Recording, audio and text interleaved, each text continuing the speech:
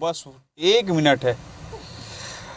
बिल्कुल देखिए जी, बिल्कुल देखिए, आज कांग्रेस ने जो है 30 प्रत्याशियों के नाम घोषित कर दिए हैं और इसमें मुख्यमंत्री भूपेश बघेल समेत सभी मंत्री, और इस वक्त मेरे साथ जो है कैबिनेट मंत्री मोहम्मद अकबर है, जिन्हें फिर से कवर्धा से उतारा गया है। कवर्धा से उतारा गया, क्या कहेंगे?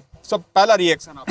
देखिए, ऐसा है कि कवर्धा में पिछले बार भी हम लोग रिकॉर्ड मत से जीते थे, छत्तीसगढ़ में सबसे अधिक 60,000 वोटों से, और उसके बाद बहुत अधिक काम हम लोगों ने कराया।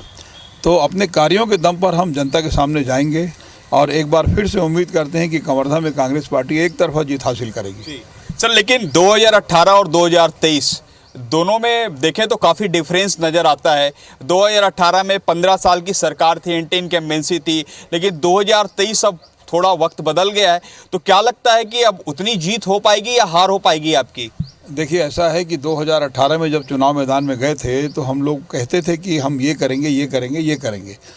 उस समय सरकार तो थी नहीं, तो कुछ किए भी नहीं थे, तो वायदा किए थे कि हम ये सब काम करेंगे। जैसे उदाहरण के तौर पर सभी को राशन कार्ड देना है, यूनिवर्सल पीडीएस सिस्टम लागू करना है, धान खरीदी 2500 में करेंगे ये बोलते रहे, कर्जा माफ़ी करेंगे ये बोलते रहे, तेंदुपत्ता का जो 2500 से बढ़ाकर उसका जो संग्रहण है वो 4000 करेंगे ये बोलते रहे।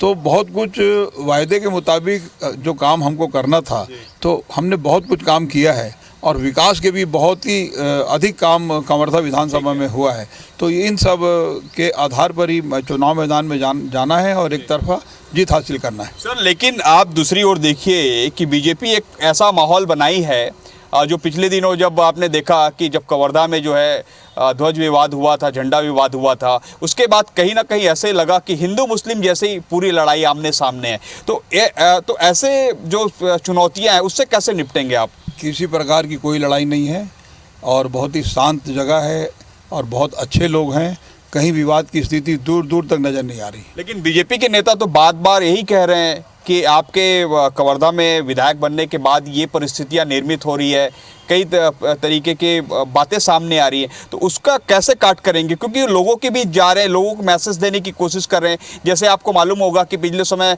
पंडित भी बुलाए, महाराज बुलाए, जगह जगह घुमाए, लेकिन कहीं ना कहीं लगता तो है कि आप थोड़ा सा बैकफुट पे होंगे।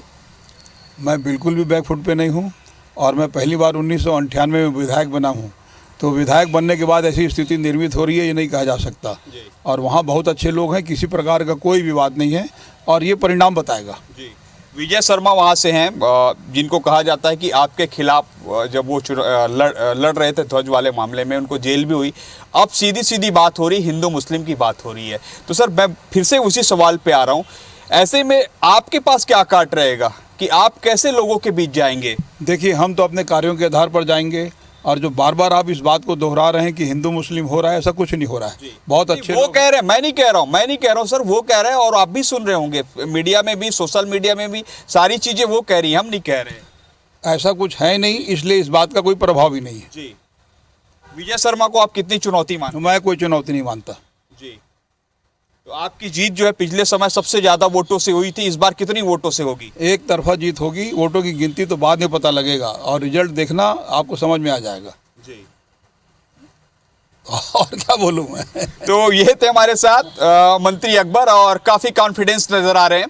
कहते हैं कि जो है काफी मतों से जीत होगी, एक तरफा जीत होगी, और उन्होंने कहा कि जिस तरीके से भाजपा ने माहौल बनाया है ऐसा माहौल नहीं है। अब देखना होगा कि आने वाले समय में जब 3 दिसंबर को रिजल्ट आएंगे तो किसकी जीत और किसकी हार हो रही है। कैमरामैन नजीर के साथ सौरभ सिंह परिहार, IBC 24 रायपुर।